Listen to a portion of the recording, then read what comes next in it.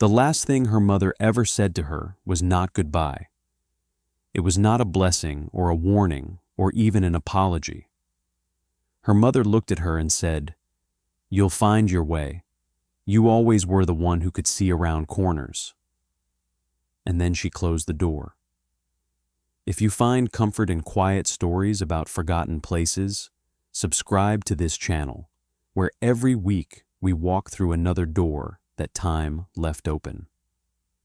Her mother had been standing at the back door of the farmhouse in Saline County, Missouri, holding a dish rag in one hand and a chipped enamel bowl in the other, and she had looked at her youngest daughter with eyes that held neither love nor cruelty, but something worse, a kind of exhausted arithmetic, as though she had been tallying the cost of another mouth for 20 years and had finally arrived at a sum she could not pay. That was December of 1882, and the girl who stood on the frozen back step with a canvas bag and $14 to her name was Opal Bryce Tatum, 20 years old, bright copper-red hair pulled into 2 long braids that hung past her collarbone, thin as a fence rail, wearing a heavy cream-white wool duster coat with brown leather patches on the elbows and shoulders that had belonged to her father before the fever took him. Opal did not cry when the door closed. She had expected it for months, had seen it in the way her mother counted the flour, in the way her older brothers looked at her plate during supper, as though calculating what they might have eaten if she were not there. She was the youngest of 6 and the only girl, and now that their father was gone, there was no one left in that house who saw any particular reason for her to remain. She picked up her canvas bag, adjusted the rust-colored knitted scarf around her throat, pulled her duster coat tighter against the wind, and began walking south along the frozen wagon-rutted road that led away from the only home she had ever known. The Missouri prairie in January was a study in erasure. Snow had covered everything: the fence posts, the dead grass, the wheel ruts, the low stone walls that divided one man's hunger from another's.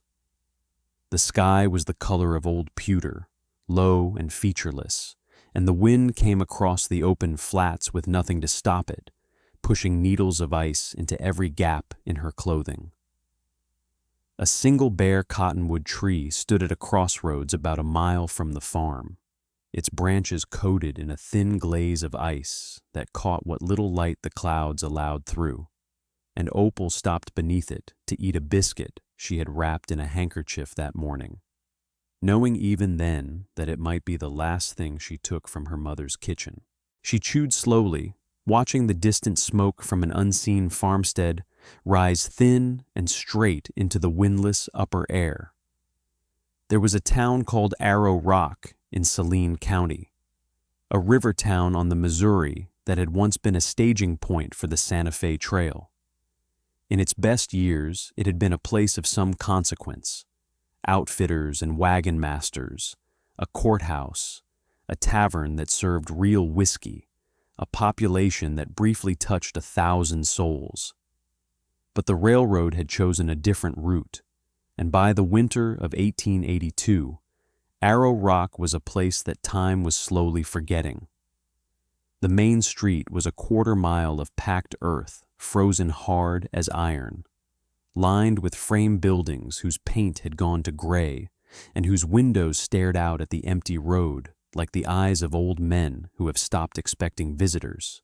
It was here, on the morning of January the 14th, that Opal saw a notice tacked to the door of the general store. The notice was handwritten on a piece of brown paper, the ink faded to the color of weak tea, and it read, "Tinsmith Shop and Contents, $1, inquire within. Deceased estate, sold as found."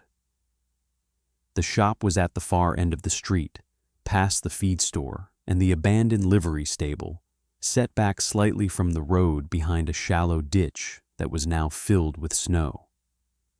It was a small building, no more than 20 feet wide and perhaps 30 feet deep, built of weathered gray clapboard with a tin roof that carried a burden of snow along its peak. A wooden sign hung from a single chain above the door, the other chain having broken at some point and never been repaired, so the sign dangled at an angle that gave the whole building an expression of tired resignation. The sign read, J. Pembroke, Tin Work and Repairs, in letters that had once been black but were now a soft, defeated gray. One small window faced the road, its glass so thick with frost that the interior was invisible. Opal stood in the frozen road and looked at the shop for a long time. She had $14 in a small leather purse inside her canvas bag, and $1 was a sum she could afford to spend on what might turn out to be nothing more than an empty room with a leaking roof. But the truth was simpler than calculation. She had nowhere else to go, and this place had nowhere else to be, and there was a kind of symmetry in that which appealed to a part of her mind that her mother had never understood. She went into the general store, paid her $1 to a clerk who seemed surprised that anyone had read the notice at all, received a skeleton key that was so cold it burned her fingers, and walked back down the street to the tinsmith shop with the careful, deliberate steps of someone who understands that she is walking toward the rest of her life. The key turned in the lock with a sound like a bone breaking. The door swung inward on hinges that screamed against the cold, and Opal stepped into the workshop of a dead man she had never met.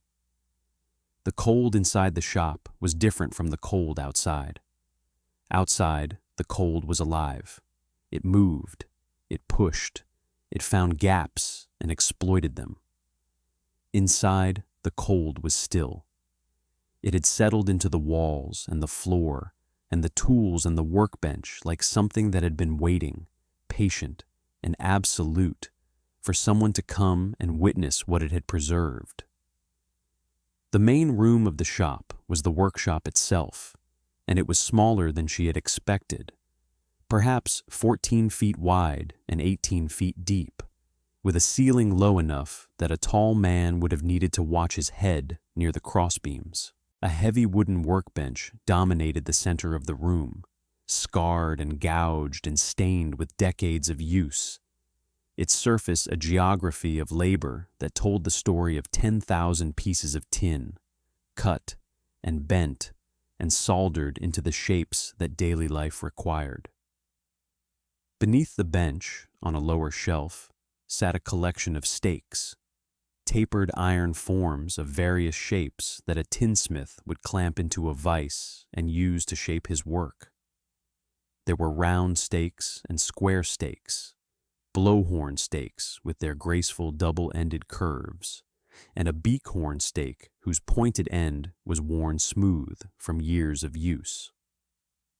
On the wall behind the bench hung the tools of the trade, each one mounted on a wooden peg in an arrangement so precise and deliberate that Opal could see the shape of the man who had placed them there. Tin shears, both straight cut and curved, hung in a row like sleeping birds. Below them, a set of hand snips in graduated sizes, from delicate tools no longer than her little finger to heavy compound snips that could cut through the thickest sheets. Soldering irons of various weights stood upright in a wooden block, their copper tips green with oxidation. A collection of hammers filled a section of the wall, planishing hammers with their smooth, slightly convex faces for finishing work, raising hammers with their broader faces for shaping, and a delicate chasing hammer whose small round head was designed for decorative work so fine it was almost calligraphy in metal. There were files and punches, scribers and dividers, a hand-cranked rotary punch, and a small bench-mounted shear whose blade was still sharp enough to cut paper. On the floor beneath the workbench sat sheets of tin plate in various sizes, some still bright, others darkened with age to a soft matte gray. Rolls of solder wire lay coiled in a wooden box, and beside them a jar of flux that had dried to a dark amber crystal. A tin cup sat on the corner of the bench, and inside it she found a stub of pencil and a small square of tin on which someone had scratched a rough pattern, the outline of what appeared to be a coffee pot lid, never completed. Opal set down her canvas bag on the bench and stood very still in the frozen room, breathing clouds of white into the motionless air. She could feel the presence of the man who had worked here, not as a ghost or a haunting, but as a kind of residue, the way a river leaves its mark on the banks long after the water has changed. Every tool hung in its place. Every surface bore the evidence of hands that had known exactly what they were doing. This was not a shop that had been abandoned in haste or neglect. This was a shop whose owner had simply stopped coming one day, and everything he had touched remained exactly where he had left it, frozen in the amber of his absence. She moved deeper into the building. Behind the workshop, a narrow doorway led into what had once served as a display room, a small space, perhaps 10 feet square, with wooden shelves built into 3 of its 4 walls. The shelves held finished tinware arranged with a shopkeeper's care: coffee pots and teapots, candle holders and lanterns, cups and plates and baking pans. Larger pieces sat on the floor: a pair of tin wash basins, a coal scuttle with a decorative pressed pattern on its front, and a set of stovepipe sections nested one inside the other like a telescope. Everything was covered in a fine layer of frost, a delicate white fur that softened every edge and gave the metalwork an otherworldly beauty, as though the room were a gallery exhibiting art made of ice and patience. A narrow door on the right wall of the display room opened into a storage closet barely large enough to stand in. Here, supplies had been stored with the same meticulous order that governed the workshop.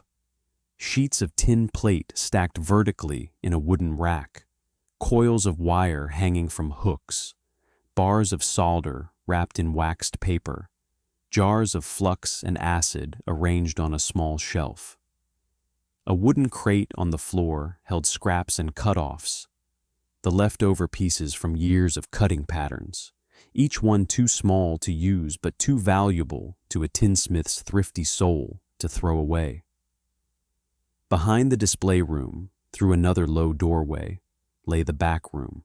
This was where the tinsmith had lived, a narrow space no more than 8 feet wide and 12 feet deep, containing a small cast-iron coal stove with its pipe running up through the ceiling, a narrow cot with a straw mattress and 2 wool blankets folded with military precision, a wooden chair, and a small table that served as both dining surface and desk.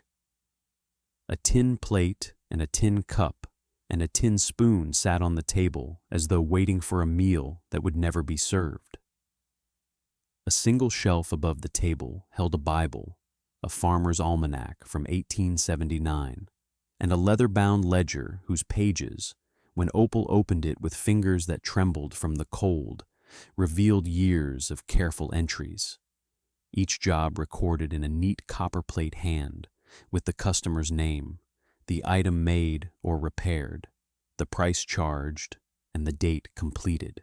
The last entry was dated November the 3rd, 1882, and it read, "Mrs. Halstead, repaired milk pail, handle resoldered, 25 cents.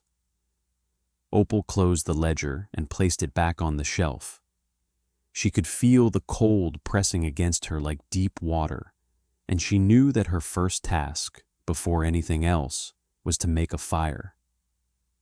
She found a small supply of coal in a tin bucket beside the stove, along with kindling and a box of matches that had been stored inside a sealed tin to keep the damp out.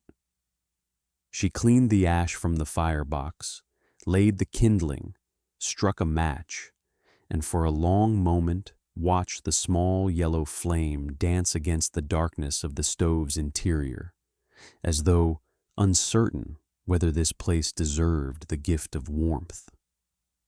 The kindling caught. She added coal piece by piece and closed the stove door, and within 20 minutes the iron began to tick and ping as it expanded, and a fragile circle of warmth began to push back against the frozen stillness that had owned this room for 2 months. Opal sat on the cot and pulled her duster coat around herself and listened to the stove breathe. The wool blankets beneath her smelled of coal smoke and cold wool and something else, something human and specific and gone.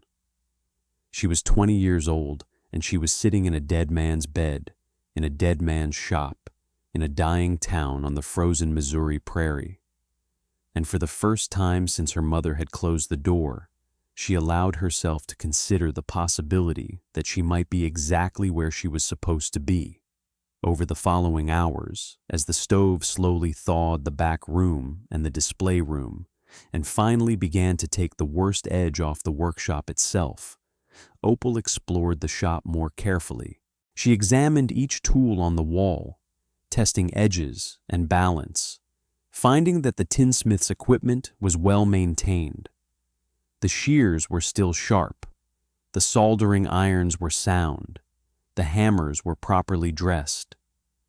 She opened the ledger again and read through the entries more carefully, building a picture of a man who had served the small needs of a small town for what appeared to be the better part of 2 decades, mending pails, making stovepipe, patching roofs, fabricating coffee pots and candle holders, and the 100 small tin objects that frontier life required. His name was J. Pembroke, and the ledger told her that he was methodical, fair in his pricing, and apparently well regarded. The same names appeared again and again among his customers, which spoke to satisfaction, if not affection.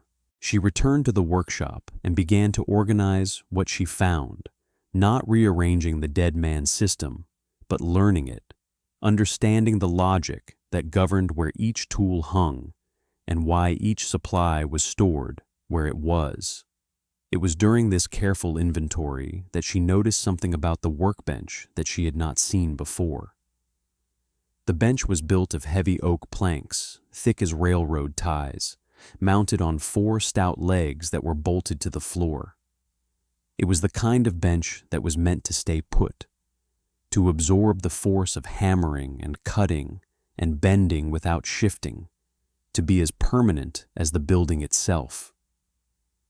But as Opal knelt to examine the stakes stored on the lower shelf, her hand brushed the floor beneath the bench, and she felt a difference in the stone. The shop's floor was made of flat limestone slabs laid directly on the earth, common enough in Missouri where limestone was as available as dirt. Most of the slabs were fitted tightly together, their edges touching or nearly so, sealed by decades of accumulated grime and wear. But beneath the center of the workbench, hidden by the lower shelf and the stakes and the accumulated shadows of a workspace where no one had reason to look closely at the floor, there was a stone that was different. It was slightly smaller than its neighbors, and its edges were cleaner, as though it had been lifted and replaced many times. A thin iron ring was set into one end of the stone, folded flat into a shallow groove so that it sat flush with the surface and was invisible unless you were kneeling on the floor with your cheek pressed nearly to the cold limestone, which is exactly what Opal found herself doing. She moved the stakes from the lower shelf, setting each one carefully aside in the order she found them.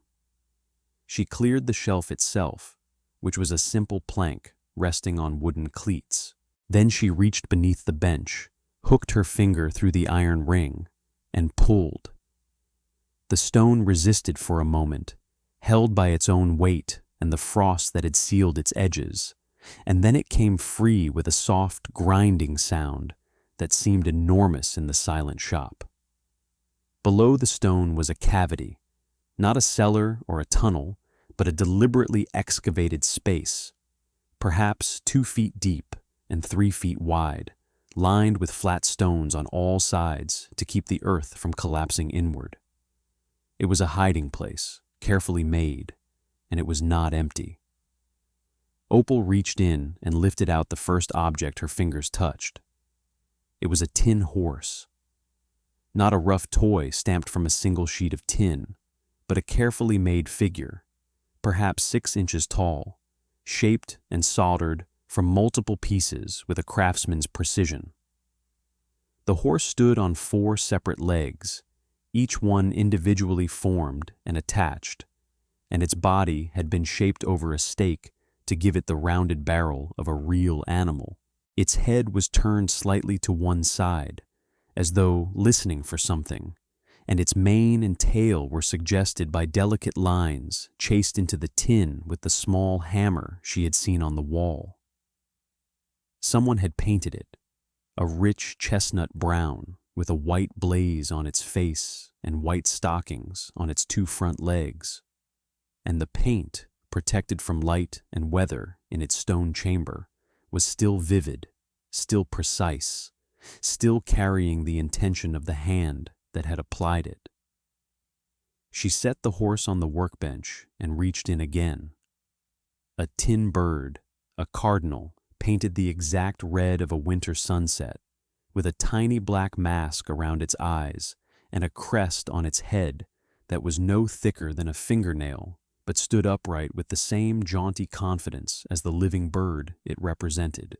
A tin rabbit, crouched and alert, its long ears laid back along its body, painted in soft browns and whites with eyes that were 2 tiny dots of black paint applied with what must have been a single bristle of a brush.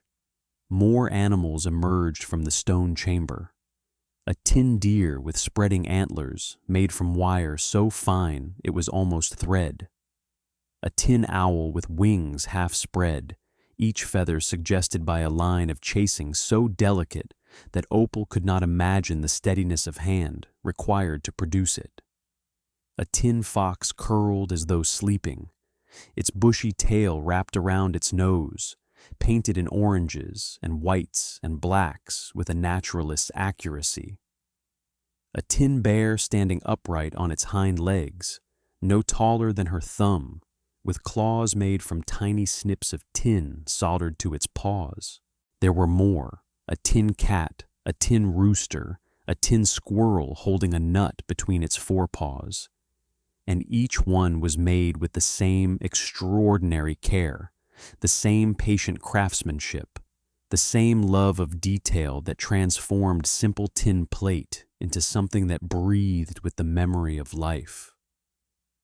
Then her hands found something larger. She lifted it out carefully, feeling its weight and complexity, and set it on the bench in the thin winter light that came through the frosted workshop window. It was a carousel. A miniature tin carousel, perhaps 18 inches tall and 12 inches across, mounted on a central post with a base that contained a simple clockwork mechanism. The carousel's canopy was scalloped and painted in alternating stripes of red and gold, and from its rim hung tiny tin animals, horses and rabbits and birds, each one suspended on a thin wire so that when the mechanism turned, the animals would swing outward in a gentle arc, as they do on the real carousels that appear at county fairs in summer, turning slowly to the sound of music that this tiny machine could not provide, but that the mind supplied unbidden.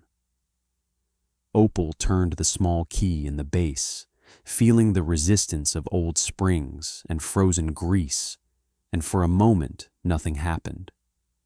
Then, with a faint clicking sound, the carousel began to turn, slowly, stiffly, protesting each degree of rotation, but turning nonetheless.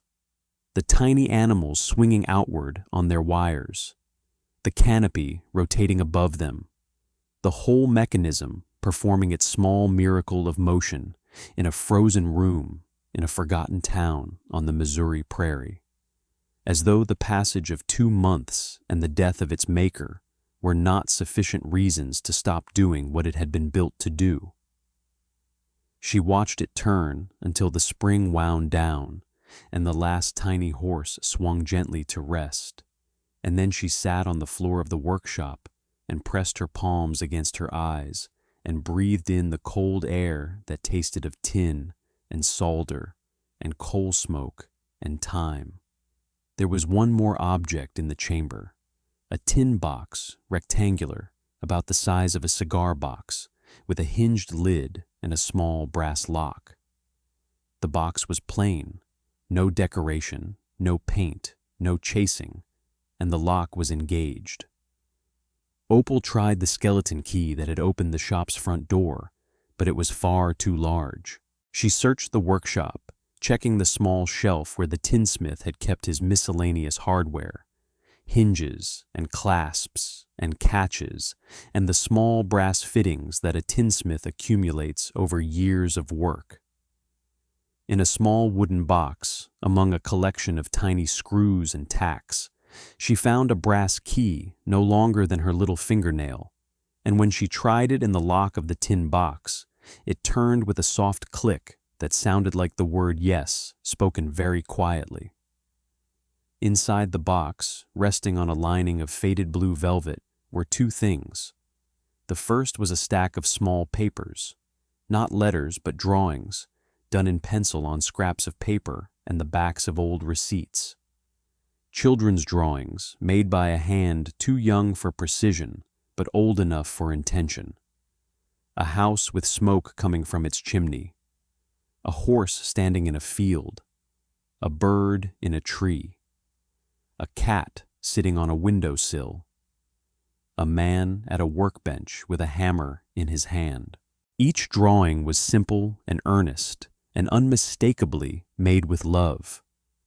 The kind of drawings that a young child makes for a parent, knowing that the act of giving is more important than the quality of the gift.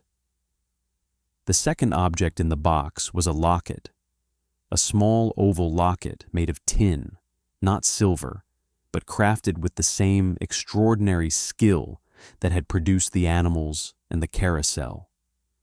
Its surface was polished to a soft sheen, and on its front was chased a design so fine that Opal had to hold it up to the light from the frosted window to see it clearly.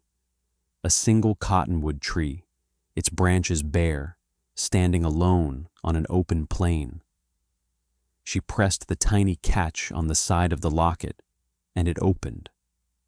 Inside, fitted precisely into the oval frame, was a photograph. It was a tintype, small and dark, showing a young girl of perhaps 5 or 6 years old, seated in a chair with her hands folded in her lap, wearing a white dress with a dark ribbon at her throat. The girl had light-colored hair and a serious expression, and eyes that looked directly at the camera with a steadiness that was striking in someone so young. On the back of the tintype, in the same neat copperplate hand that filled the ledger, someone had written a single word and a date. Josephine, 1876. Opal held the locket in her palm and looked at the face of a child she had never met and would never know. A girl who had drawn pictures for a man who made tin animals, who had sat still for a photograph that was placed inside a locket that was hidden beneath a workbench in a shop that was sold for $1 to a stranger who had been thrown out of her own home on a winter morning. And in that moment, she understood. J. Pembroke had not merely been a tinsmith. He had been a father. These animals, the horse, the cardinal, the rabbit, the deer, the owl, the fox, the bear, were not inventory. They were not for sale. They were gifts, made one by one over years, each one a small act of devotion shaped in tin and paint and patience. The carousel was not a demonstration of skill, though it demonstrated skill beyond anything the ledger's modest entries suggested. It was a toy. It was made for a specific child to watch and wonder at, to turn the key and see the animals swing outward in their gentle arc and feel the particular joy that comes from watching something beautiful move. And the locked box with its drawings and its locket was the most private thing a man can possess. The evidence that he was loved by someone small enough to draw a house with crooked windows, and a horse with 5 legs, and a bird that was mostly a circle with a triangle for a beak. What had happened to Josephine, Opal could not know. The ledger gave no clue, and there was no one left in Arrow Rock who seemed to remember or care about the tinsmith who had died alone in his shop in November. Perhaps the girl had grown up and moved away. Perhaps she had died young, as so many children did in those years. Perhaps there had been a wife, too, who was gone before the ledger began. The story was incomplete, as all true stories are, and Opal understood that she would never know its ending, because its ending had already happened in rooms and years that were closed to her forever. But she knew this. The man who had made these things had understood something about love that most people never learn. He had understood that love is not a feeling, but a practice, a daily act of making something beautiful for someone who may never see it, of hiding your best work beneath a workbench where no one will find it, of keeping a child's drawings in a locked tin box lined with blue velvet as though they were more precious than gold, which of course they were. The winter light came through the frosted window and fell across the workbench where the tin animals stood in their small parade. The horse with its white blaze, the cardinal with its black mask, the rabbit with its alert ears, the fox curled sleeping, the owl with its spread wings, and the carousel stood among them like a monument to something that could not be spoken aloud, but only made, piece by piece, in tin and solder and paint, in a cold shop on a forgotten street, in a town that the railroad passed by. Opal placed the drawings back in the tin box. She closed the locket and set it gently beside the carousel. She replaced the stone in the floor and put the stakes back on the lower shelf in the order she had found them. Then she opened the coal stove and added more fuel and adjusted the damper until the fire drew properly, and the warmth pushed a little further into the workshop, and the frost on the window began to soften at its edges, and a single drop of meltwater ran down the glass like a tear that the building had been holding for 2 months. She would stay. She did not decide this so much as recognize it, the way one recognizes a face in a crowd, not with surprise, but with the quiet certainty of something already known. She would learn to use the tools on the wall. She would teach herself the tinsmith's trade from the evidence he had left behind, the patterns scratched on scraps of tin, the shapes of the stakes, the logic of the shears and hammers and soldering irons arranged in their precise and purposeful order. She would reopen the shop, and she would serve the small needs of this small town, and in the evenings she would sit at the workbench and try to understand how a man had made a cardinal's crest from a piece of tin no thicker than a fingernail, and she would practice until her hands learned what his hands had known.